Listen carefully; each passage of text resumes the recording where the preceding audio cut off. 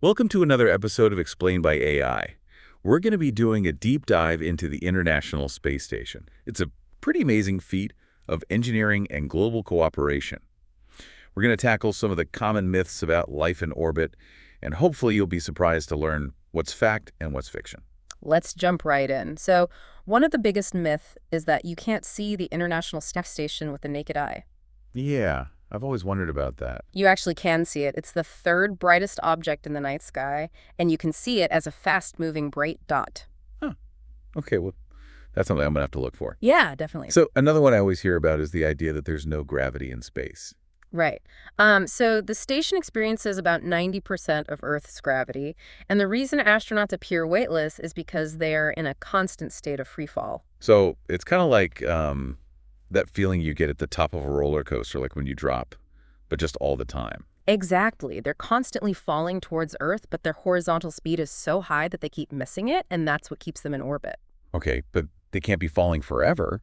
Right. Don't they need fuel to stay up there? Well, they do need occasional boosts to adjust their orbit, but the ISS doesn't need constant propulsion to stay aloft.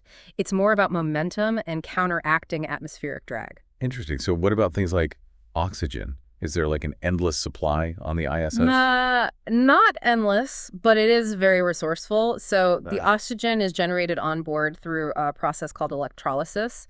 And essentially what they do is they split water into hydrogen and oxygen. Okay.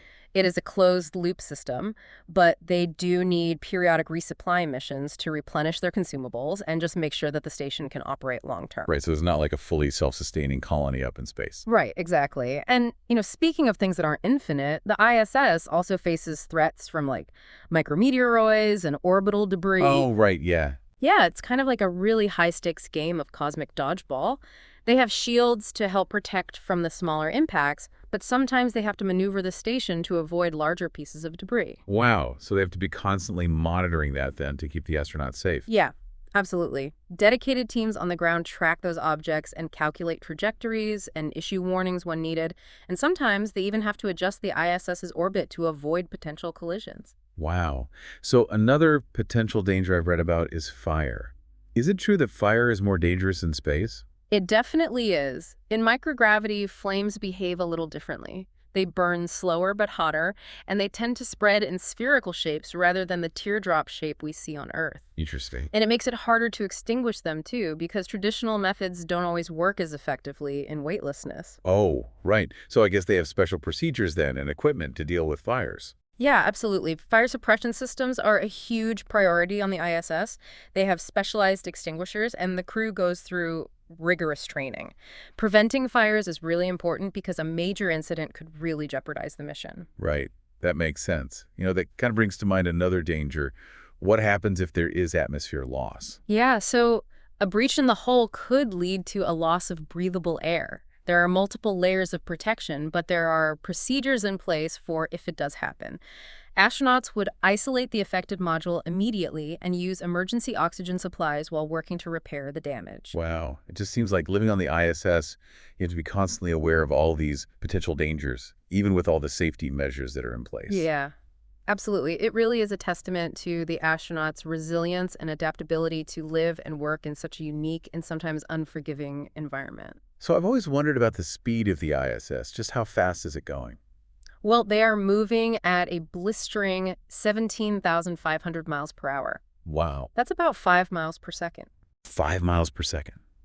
Wow. No wonder they see like 16 sunrises and sunsets every day. Exactly. That rapid orbital speed really affects their perception of time. Imagine trying to adjust to a 90-minute day with alternating periods of light and darkness. I can't even imagine. It's amazing how the human body can adapt to such extreme environments. It really is.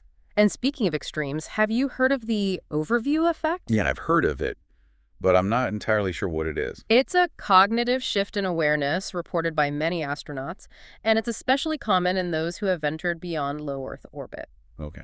Basically, seeing our planet from space as a fragile blue marble suspended in the vastness of space evokes a deep sense of interconnectedness and a humbling realization of Earth's beauty and its fragility. Yeah, that sounds like a really transformative experience. It really is. It challenges our perspectives and highlights the importance of preserving our home planet. So I bet it's pretty jarring to come back to Earth after something like that. It can be. A lot of astronauts talk about a renewed appreciation for the simple things we take for granted, like fresh air, gravity, the natural world. Yeah, I bet. So, what about the physical challenges of living in microgravity? Well, it's more demanding than it looks. They need to exercise for at least 2 hours every day to counteract the effects of weightlessness on their muscles and bones. Oh, wow. Yeah, imagine strapping yourself to a treadmill or using resistance bands in zero gravity. Right. Yeah. And even simple tasks like eating or sleeping become unique challenges. Yeah, I bet. Eating requires careful planning to prevent food from floating away, and sleeping involves strapping yourself into a sleeping bag that's attached to the wall so you don't drift around. Right. So it seems like life on the ISS is like a constant dance between adapting to the environment and trying to maintain some sense of normalcy. Yeah, you hit the nail on the head. It really is a testament to human ingenuity and resilience. Well, I think we've done a good job of debunking some of those myths about life on the ISS and uncovering some pretty fascinating insights about the realities of living in space. Yeah. What are some of the other intriguing aspects of this station that we haven't touched on yet? Well, there's a whole other side to the ISS experience that we haven't really explored yet. It's not all science and survival. Right.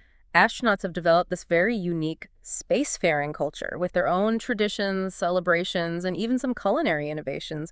You won't believe what they've done with tortillas. Oh, wow. Can't wait to hear more about that. We'll have to dive into all of that in part 2 of our deep dive into the ISS. Yeah, so those tortillas, they are like a staple in space. Really? Yeah, they use them for everything. Wraps, makeshift containers. Oh, interesting. All because they're flexible and they help contain crumbs. Oh, yeah, that's a good point. You don't want crumbs floating all over in zero gravity. No, not at all. So what are some of the other ways that astronauts bring, like, a sense of normalcy to their lives up on the ISS? Well, they get really creative. They celebrate holidays with decorations that they make from whatever materials are on hand.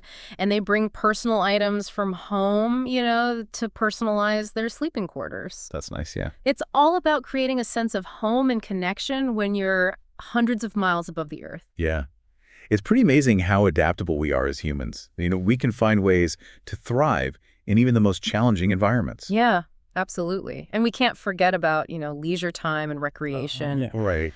Astronauts need time to unwind and de-stress, just like everyone else. They watch movies, listen to music, read books. Yeah. They even play musical instruments. Oh, wow. I've seen pictures of them playing guitars and even a didgeridoo up there. It's important to maintain that sense of balance, nurturing their mental and emotional well-being.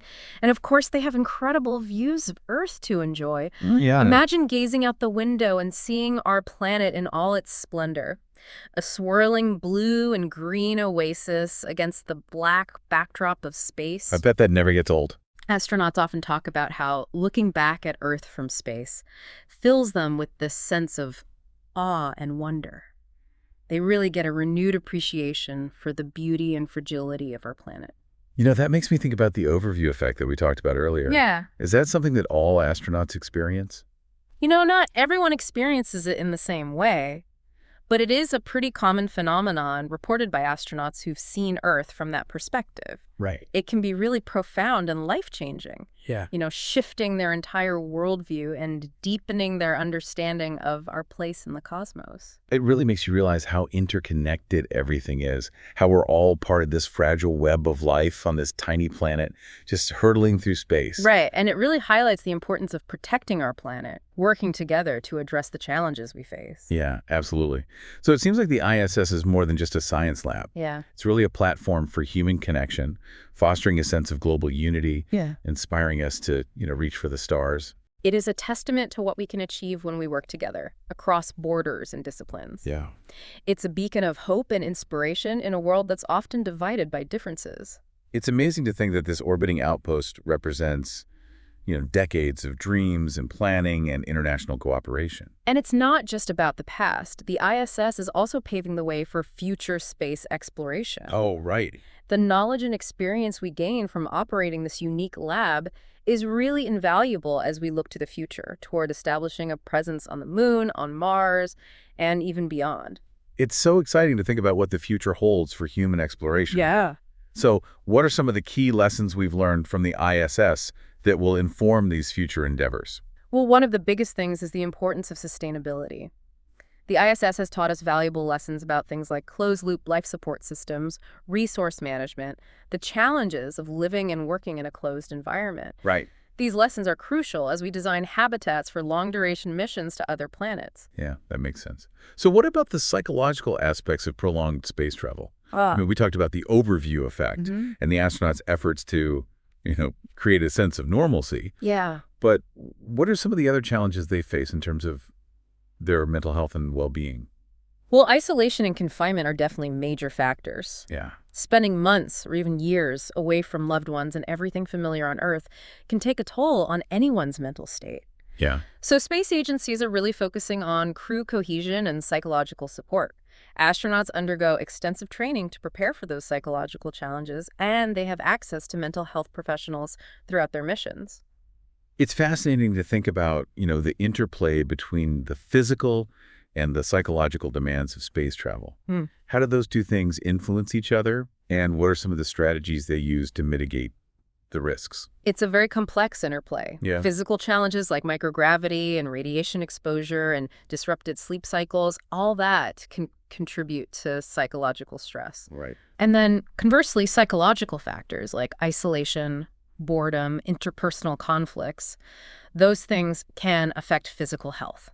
Right. So it's really a holistic approach, Yeah. addressing both the physical and the mental needs of the astronaut. Exactly. Exercise, nutrition, sleep hygiene, social interaction, access to nature, even if it's just through virtual reality, all of that plays a crucial role in maintaining their well-being. Yeah. It's about creating an environment that supports both their physical and mental health. Right.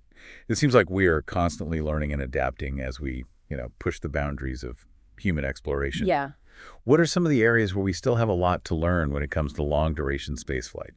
Oh, there's still so much we don't know. The long-term effects of radiation exposure, the impact of prolonged microgravity on the human body, how to grow food in space, the psychological effects of extended isolation and confinement.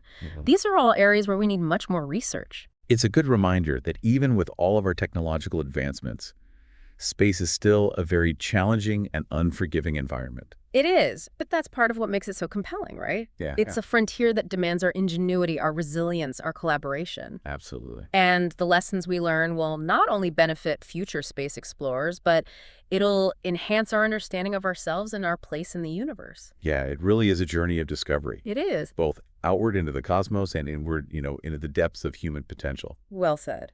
So I think we've covered a lot of ground today, from debunking those myths to exploring the scientific and cultural dimensions of life on the ISS. Before we wrap up, is there anything else you'd like to share about the ISS or the future of space exploration?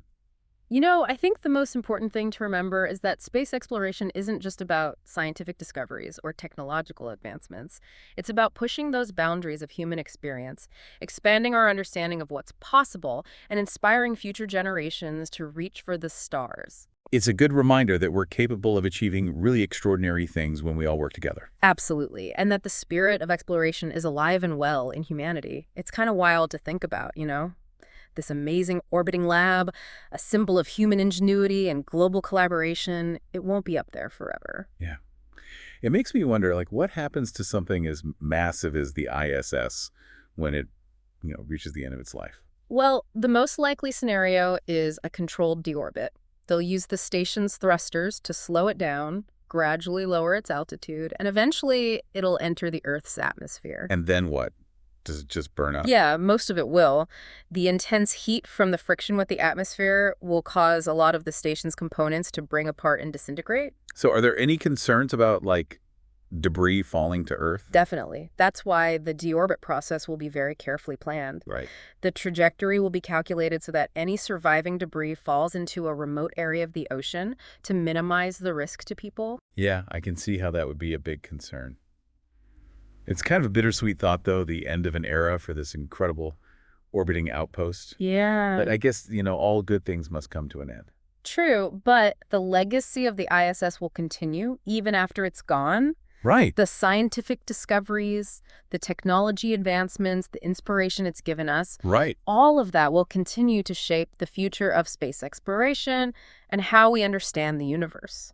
I bet there are already plans in the works for, future space stations. Yeah. Maybe even more ambitious and advanced than the ISS. There are. Multiple countries and private companies are actually developing concepts for next-generation space stations, some for low Earth orbit, others for lunar orbit, maybe even as a stepping stone to Mars. Wow, that's amazing. What are some of the key differences that we might see in those future stations? Well, we can expect to see advancements in a lot of areas: artificial gravity, closed-loop life support systems, in-space manufacturing. Those stations might even be more modular, allowing for expansion and customization over time. Yeah. It's so cool to think about the possibilities. What about the role of, commercial space ventures? It seems like private companies are playing a bigger and bigger role in space exploration these days. Yeah, absolutely. Commercial partnerships are already key in supporting the ISS, Yeah. and that trend is only going to continue. Private companies are developing their own spacecraft, launch vehicles, even space habitats. Wow. It's opening up all these new opportunities for research, tourism, even resource extraction. So it sounds like the future of space exploration is going to be, a collaborative effort between governments, private companies, and international organizations. Exactly. It's a global endeavor. It requires cooperation, innovation, and a shared vision for humanity's future in space. Well, I think we've done a great job of exploring the International Space Station, from its beginnings to its eventual deorbit and its lasting impact on our understanding of space and ourselves. It's been my pleasure. Do you have any topic that you would like to have explained? Drop it in the comments.